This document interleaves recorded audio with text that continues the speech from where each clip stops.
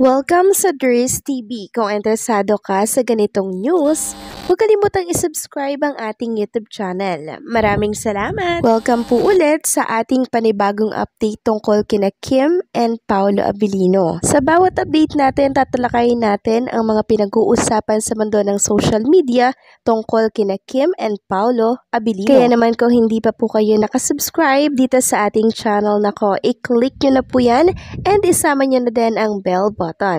So ayun, welcome back again sa ating YouTube channel mga ka-Kim Pawens. Update natin ito. Ang pag-uusapan natin ay tungkol sa mga importanteng kaganapan po kina Kim and Paolo Abilino. And unahin nga nating pag-usapan itong mga nakuha nating komento sa X. So pinagsama-sama ito ng isang Kim Pao fan and credit po sa naglaan ng oras para compile ang mga comment na to mula sa X. Sabi ng isa dito, OMG guys, yung new reel ni Kimi, bahala na kayo, but my dilulo thoughts are diluluwing. So ito yung tungkol doon sa naging update natin kanina na kung saan nakita nga po ng mga Kim Pao Nation yung lalaking nakakap, then naka-rubber shoes. So alam naman natin kung sino po 'di ba yung mahilig mag-cup and rubber shoes. Sabi pa ng isa dito, ang salamin ang nagdala, the towel and lotion, magic lang ba talaga yon mga mi? Sabi pa ng isa, kunwari di natin alam sinong kasama niya. Then ito yung last, nag-iisip pa po ako sinong kasama niya dyan. So nakakaloka yung mga comment nila mga ka-Kim Pao, no? Talagang ang bibilis na mga mata po ng Kim Pao Nation pagdating kay Kim and syempre kay Paolo Abilino. So ganito na talaga siguro pag tag-crisis, no? Sa mga paayuda, talagang naghahanap sila ng mga, alam niyo yun, pangpasaya ng kanilang mga puso kasi nga walang mga paayuda si Kim and Paolo. Sabi pa ng isa dito, basta kilig ako sa towel na hinagis tapos pati yung lotion. So mula ito kay Kim Pao Couple Forever. Tanong lang, sino nag-video? Kasi wala si Ate Lakam. Okay, kanya-kanyang dilulo na lang. Libre naman yun dito sa Kim Pao Landia. Ganda ng condo ni Kimi. Or condo ni Kimi, pati kama malaki. So pansin ko nga mga ka-Kim Pao, ang laki po ng kama ni Chinita Princess kahit magpagulong-gulong siya doon. Siguro mga 3 to 4 na katao yung kasya dito. Pero pwedeng pang dalawahan lang, no, exclusive for Kim and Paolo. O charot lang ha, nagdidilulo lang po tayo. Ayun naman dito kay Kim Pao Abilino, bakit laging nakakakilig ang mga towel? Minsan nasa ice bath, nasa lap, at yung nasa likod yung the best pa rin for me. So napaisip nga po ako mga ka-Kim Pao nang napanood ko po yung video ni Chinita Princess.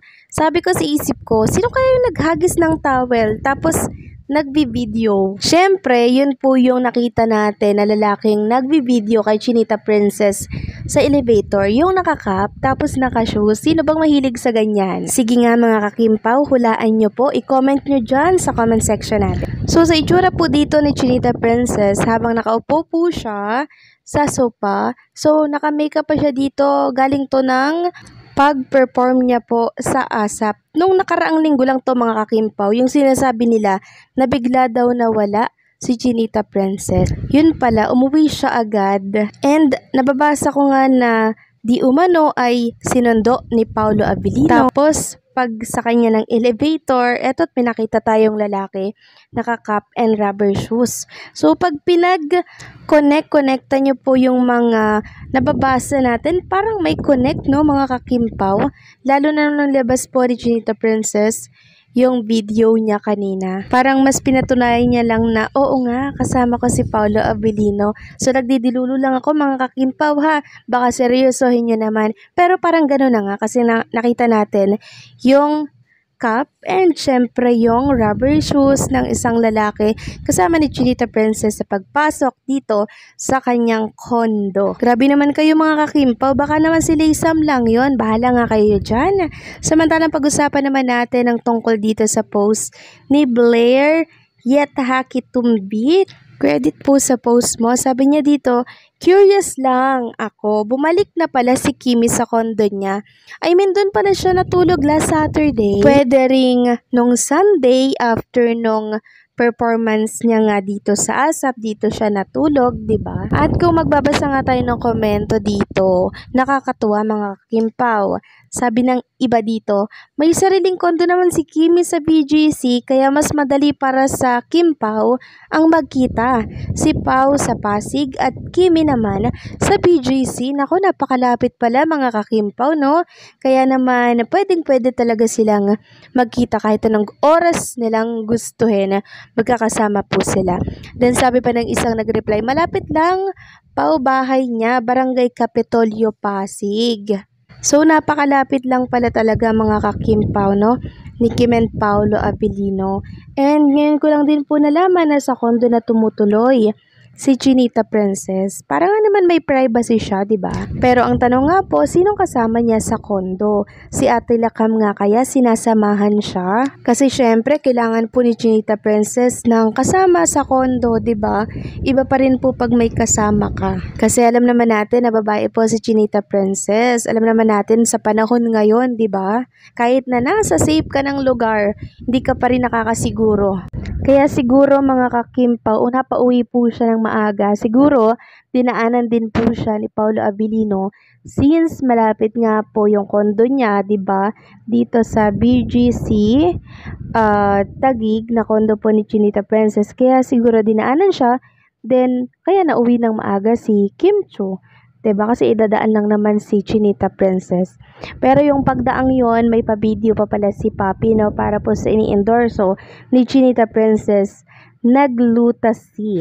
Meron namang nagsasabi na baka daw si Bella ang kasama nitong si Chinita Princess. So yung mga sinabi kong yan ay mga posibilidad lang naman mga kakimpaw. Since meron ngang napansin ang mga Kimpaw Nation dito po sa elevator. So kung wala namang napansin yan dyan, hindi naman po yan pag-uusapan, di ba?